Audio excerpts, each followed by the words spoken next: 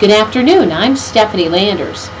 According to police reports on May 30th at about 8:18 p.m., Payson police officers were summoned to a fight call at the Giant gas station on Highway 260. Detective Mike McInerney conducted an investigation that revealed several people involved in the fight, including a local woman who was beaten with a set of brass knuckles and then taken to the hospital with head injuries. It appeared that illegal drugs were involved with this incident. The investigation resulted in the arrest of 6 Payson residents, including 31-year-old Tiffany Villanueva, charged with aggravated assault, possession of drug paraphernalia, and possession of dangerous drugs. 20-year-old Ashley Ariano, who's charged with aggravated DUI and use of a dangerous drug. 29-year-old Jay Landry, who was charged with assault, and 18-year-old Kendall Smith, who was charged with possession of marijuana and drug paraphernalia, tampering with evidence, and false information to law enforcement.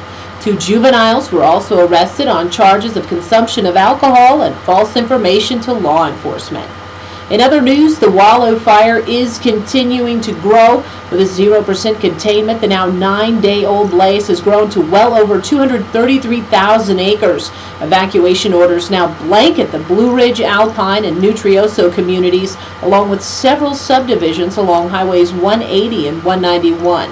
A pre-evacuation notice has been issued to residents of Greer and the surrounding area. A notice has also been issued to residents of Luna, New Mexico. Firefighters are continuing with perimeter control. However, storm and wind activity is causing spot fires and a flurry of fire activity. Because of the extreme conditions, officials have now closed the Apache National Forest temporarily. However, property owners and guests will still continue to have access to private lands. In other news, the Star Valley Town Council holding a regular public meeting tomorrow at 6:30 p.m. at the Star Valley Town Hall.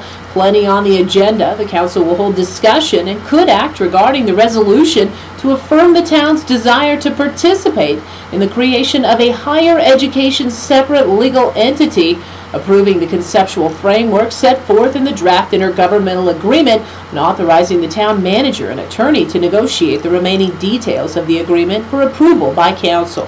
The council will also hold a public hearing and discussion, along with a presentation from Cindy Schofield, and could act regarding the use of the fiscal year 2011 federal community development block grant funds. We'll also see business regarding the tentative town budget and a possible executive session to discuss a proposed offer of sale of the Lazy DRV Park. Once again, tomorrow's council meeting begins at 6:30 p.m. at the Star Valley Town Hall. And it's Monsoon Awareness Week. With monsoon season slated from June 15th to September 30th, the National Weather Service has partnered up with the state of Arizona and the emergency management community to promote awareness of life-threatening and damaging weather hazards that affect Arizona during this beautiful but potentially dangerous time of year. Today's topic is focused on wildfire hazards. Did you know that the month of June typically sees less precipitation than any other month? As a result, natural fuels are typically very dry, especially this year. And when combined with seasonal atmospheric instability, it can produce thunderstorms and associated lightning. With the lowest levels of the atmosphere still dry, much of the precipitation from these storms evaporate before it reaches the ground, which leads to dry thunderstorms and dry lightning. Dry natural fuels and dry lightning can make a dangerous combination, which is why it's especially important to pay attention to the weather and your surroundings this time of year.